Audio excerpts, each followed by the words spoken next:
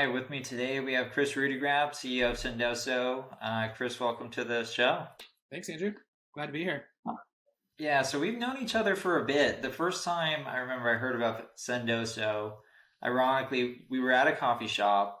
Do you remember this? We were at Yeah. Starbucks, and you hmm told me that you had created a Salesforce application to send coffee to prospects, and then Yep. I'd turn around, and then now you have this enormous company. But what I wanted to focus on today is, I know your story has so much hustle and just drive, and that's always been a part of you. Um, but you started at zero at one point. Yep. You started ground zero. What would you say the hardest part getting to, 1 million in annual recurring revenue was for you? Yeah. I mean, even just getting to $1 was, a big feat if you think about it. So, Sendoso actually started as coffeesender.com. So not as many people know that. But that was really a side project that I was hustling on as I was a sales rep at a company, and I wanted to send out Starbucks gift cards, and I was saw this path that I could create a Salesforce app to make it easy to send out Starbucks gift cards, and that started to do tens of thousands of revenue, and then it kind of dawned on me that there was a bigger opportunity with sending anything, and it also happened to be that I was at a company where we were struggling to execute on direct mail, and it was kind of painful. But it was basically a side project turned into a full-fledged, multi-$100 million company now. That's awesome. And then your first product, how did you develop it? Did you engineer it? Did you have a team? What was like the initial team composition? Yeah, so the initial project, so I'm a more business side. I'm not technical, so non-technical founder. And actually, my co-founder was non-technical too. So I took on the technical side of things by way of finding someone on Upwork, or at the time Odesk, to develop an app. It was like 5 grand out of my pocket, and that was kind of our V1 of Coffee Sender.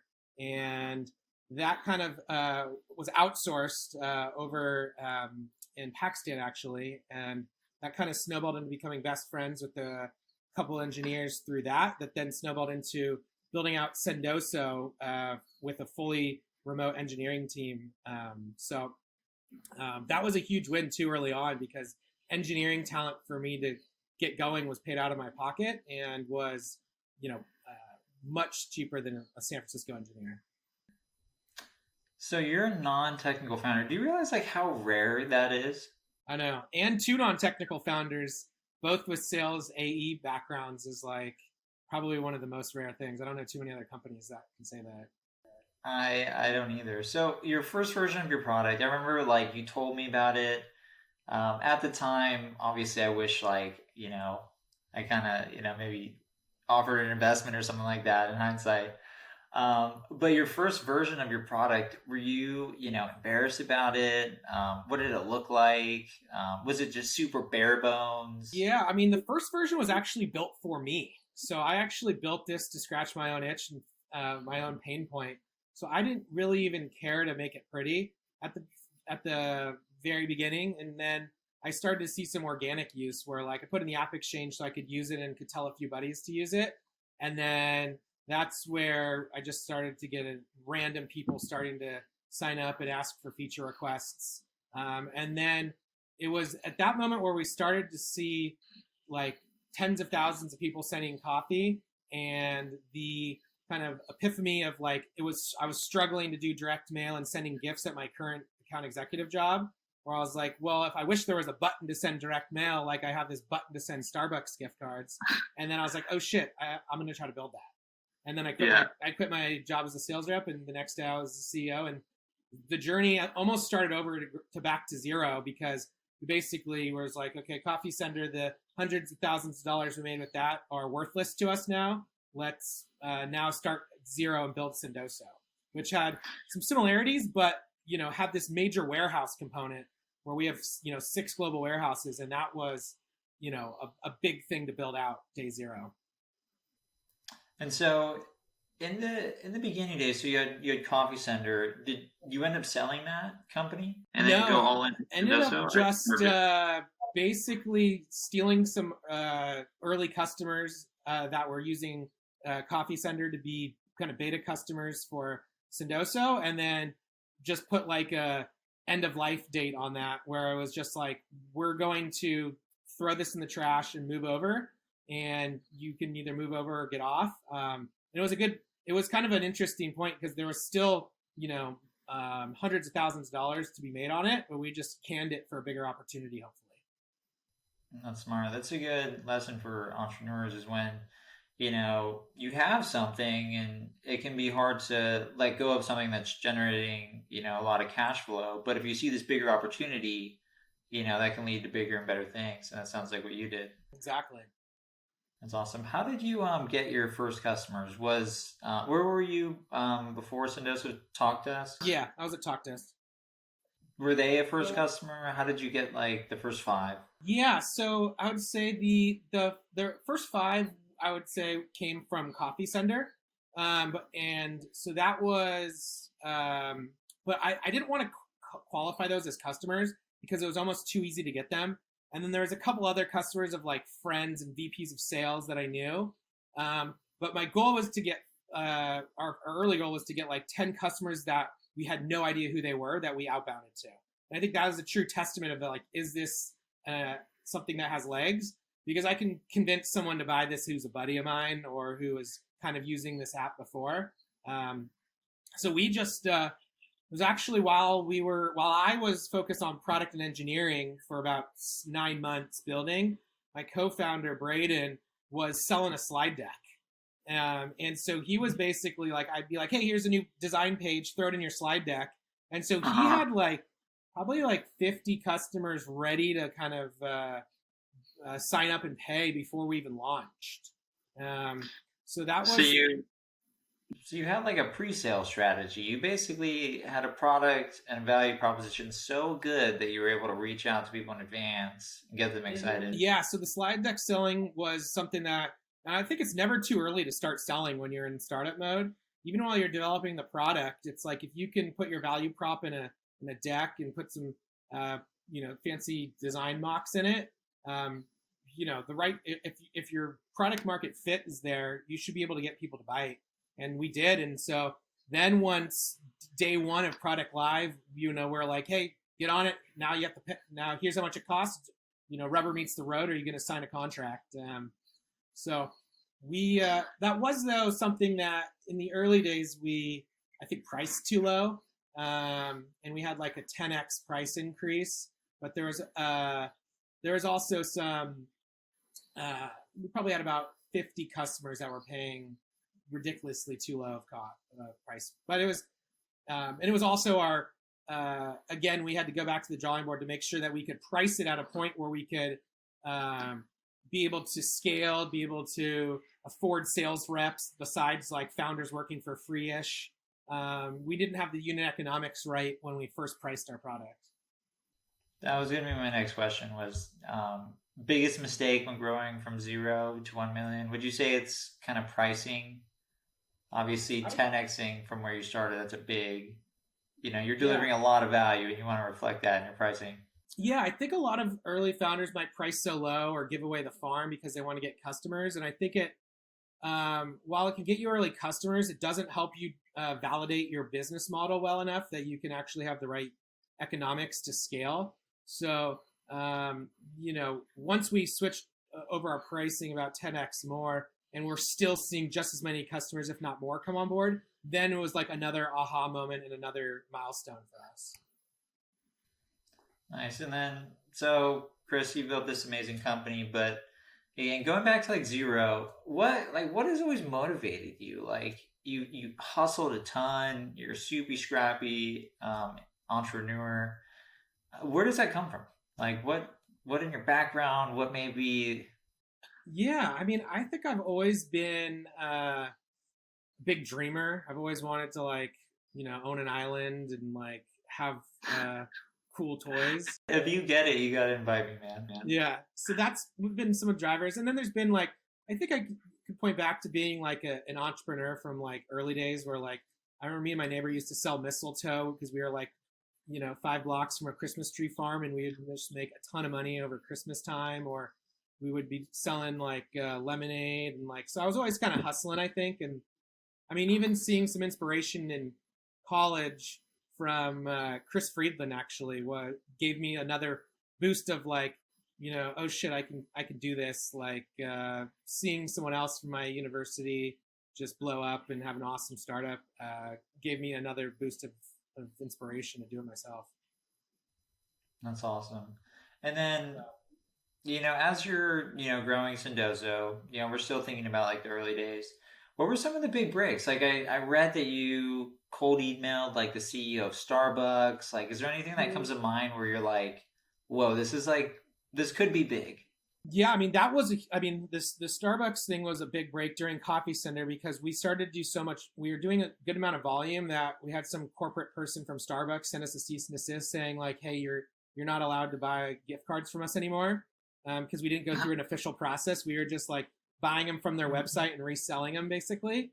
And so we're like, shit, our app's done for. So we just like Hail Married, emailed like a million people at Starbucks and got some biz dev guy to take a meeting. We flew up to Seattle and they're like, oh, this is really cool actually. Like, keep doing this. And then gave us like the seal of approval to use their logo and everything. So that was a big win. Let's dig into that. So that is like the definition of like resiliency and like persistence. So obviously that's a huge setback. Some people might be like, "Hey, this isn't going to work out." Starbucks is a publicly traded company. Yeah. And you were like, "No, I'm going to get a hold of these people, figure out a way to make this work." On your journey, like how important has just, persistence and, being resilient? Because, startups aren't a straight line up and to the right. It's up, down, up, down, up, down. How's that been for you? I mean, that has been one of I think, the key drivers. I think I'm optimistic more than others, and so that's been helpful for me. But we've had other things. I mean, one of the other kind of up down moments was, when we in the early days of Sendoso, we had a warehouse in Las Vegas that was probably it was probably the size of a storage unit, one of our first ones, and we switched warehouses probably like 5 times to where now it's like bigger than a Costco, one of our main distro centers. But we were using a third party at the time, and we kind of like had a scenario where they wouldn't let us take all of our goods back to a new facility we were setting up. So like I had to like fly to Vegas on a Friday, like I had to basically get all of our stuff out Friday night, and then I had to build out our warehouse over the weekend so that Monday we could ship again. And so that was another scenario where I was like, oh shit, like we're dead if we can't ship anything. And so it was like 20 hours a day on a weekend. So, I mean, there's a handful of those that have happened over the years that, especially in the early days. But I think for me, the big thing is like the little road bumps happen, but we were always celebrating the small stuff. I mean, I think micro milestones or micro celebrations create momentum. So me and my co-founder used to do happy hours at, it was funny, at Chipotle, because they had like cheaper beer in San Francisco than a bar, and like the guac and chips are cheap. So yeah, we would, get another customer and go to Chipotle at 5 o'clock for a beer. And, we try to create a culture of celebrations, which helps get you over the hump when there's a lull. Yeah, I cannot agree with that more because I've always believed that if you can't celebrate the wins, it makes the losses so much harder. Exactly.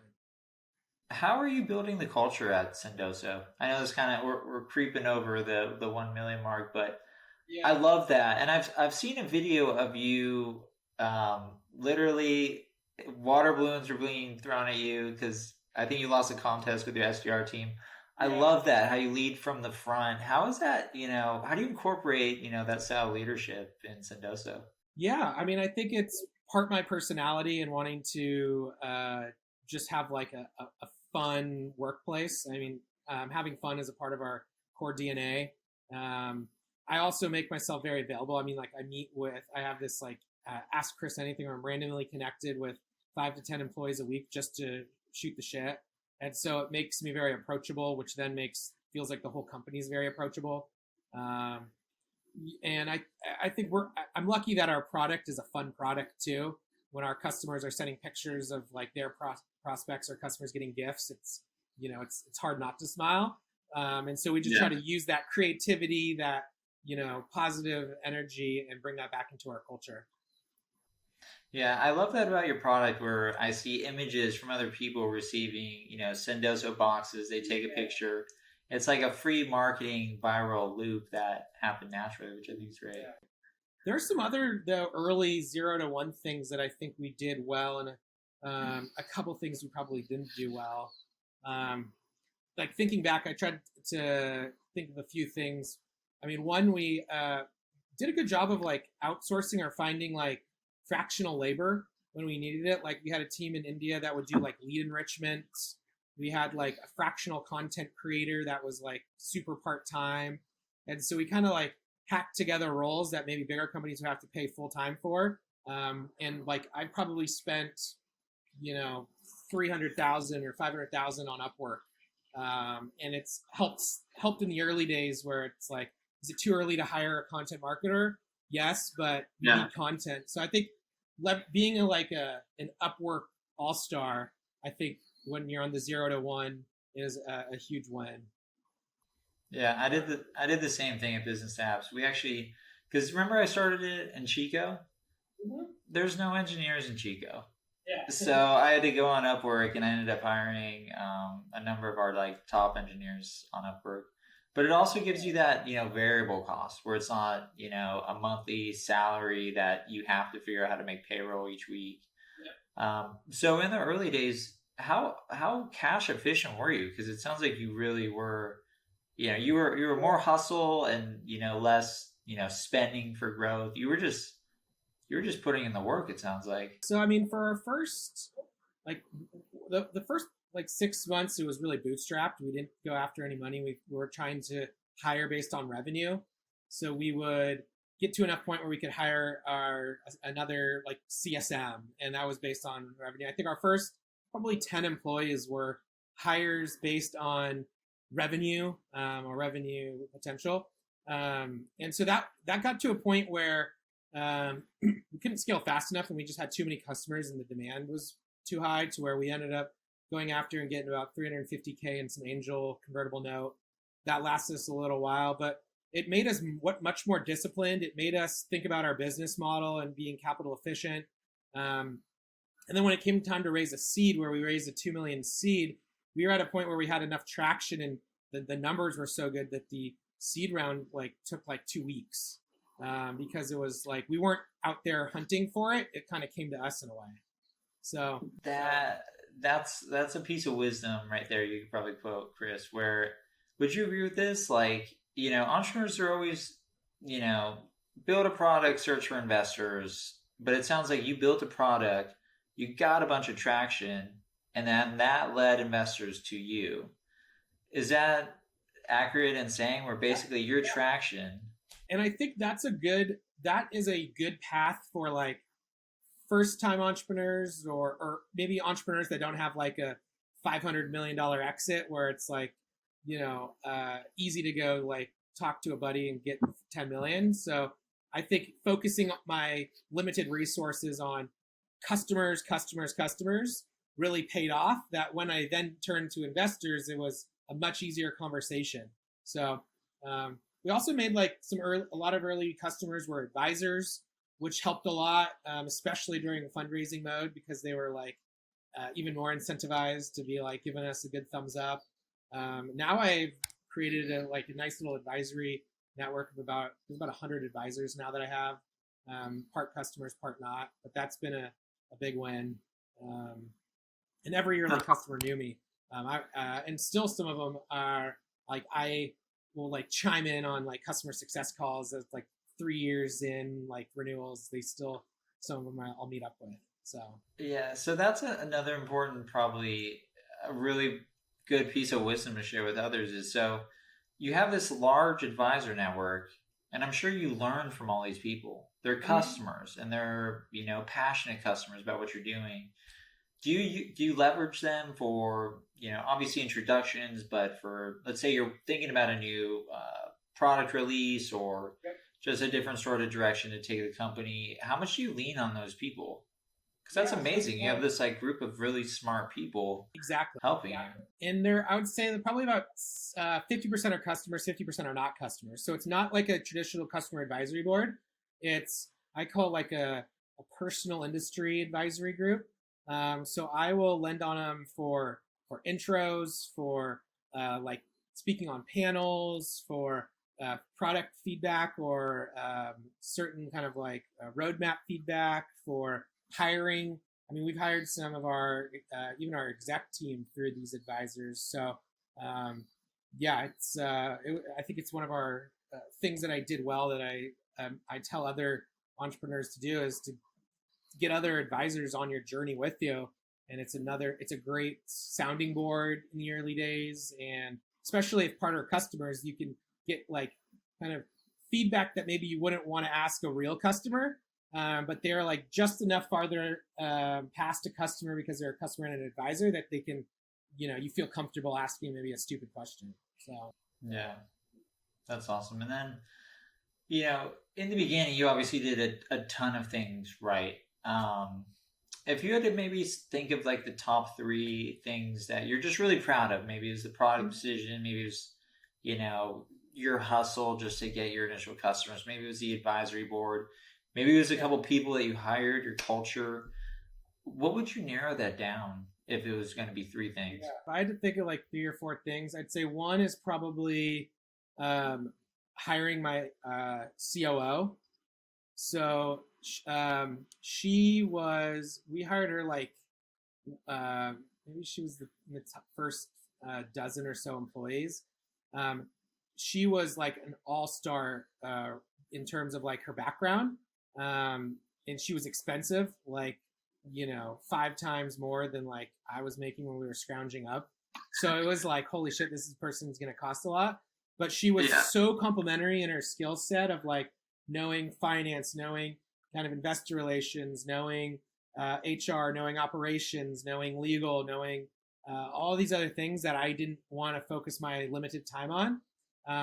And so it was just such a good hire that I look back and was like probably the best hire we've ever made.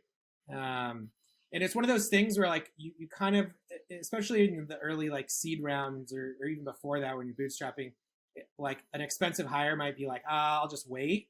But I would say that if it's the right person that complements you as a founder that can come in there and make stuff happen, like I would have made that hire again in a heartbeat. It was painful at the time from a cost standpoint, and my lawyer was kind of like, dang, you're giving her a lot in terms of like options and pay, but it was like a big bet, and the bet paid off. So you got to make big bets. Yeah. I'd say a few other things. I definitely invested in marketing early on, and kind of, I'd say somewhat brand in a way too. Like we went to conferences, and we were like a 10-person company at a conference sitting next to a booth that had like 800 people, employee companies, or thousands of employees. So we kind of like looked bigger than we did, almost like fake it till you make it. And so we started to get placed next to these other big MarTech companies or big sales tech companies. And so we were, it helped us attract talent. It also helped us kind of legitimize ourselves. And so I'd say like investing in marketing and some brand early on paid off for us. And then I think the last thing was, maybe as I look at recruiting. So recruiting is just uber important as we scaled up. I mean, we have about 250 something employees now. And so the early days, being that I came from sales, I really like thought about like prospecting as almost like recruiting prospecting. And I had this like LinkedIn bot that I used to like reach out to people, and like I basically created this like early outbound engine for recruiting, and that really helped me grow the talent pool early on because I think hiring is so key in the early days, and getting access to lots of talent and the right talent early on can help make or break you too. I like all those points, but I really like that last one for two reasons. I'd love to get your thoughts on this. So were you doing the initial sales for, up to the first like million or at least the first couple 100,000?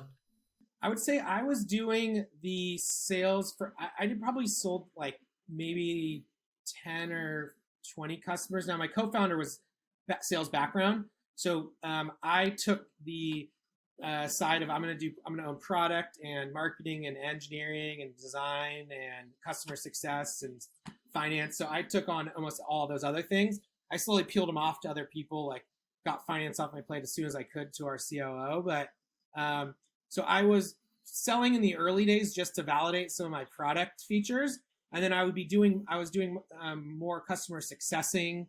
I mean, I was always semi-involved, but I just had another sales co-founder that was able to take that on. But I'm always selling. I think you got to always be selling. I still sell today.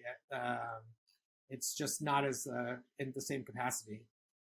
Yeah, and I think that's so important because number one, it allows you to, really talk to customers, get feedback, like what is actually happening in my business. But then again, you're leading from the front. Yeah, I would do And a then lot of like my co-founder Braden would be like demoing as if he was a salesperson. I would join as like, hey, I'm like leading product. Let me sneak peek some new features, and then I would kind of be selling while I'm talking anyway. So I think in the early days, you always try to get customers on board, no matter what role you are.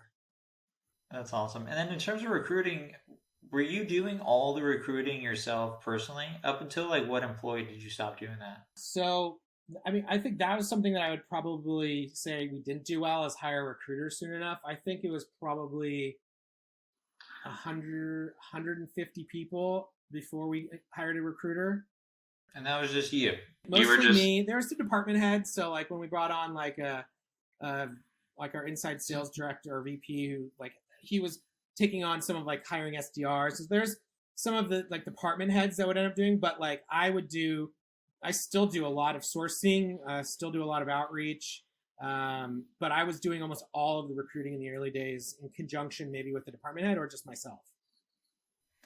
I know you say like, hiring a recruiter like at a certain point is important, but I think, you know, the culture that you were able to establish at Sendoso by, being the person that's doing the recruiting, doing the reach out, bringing the people in, I think that's super important, and it's not easy to do. You don't see a lot of founders doing that, so I think that's awesome that you did that.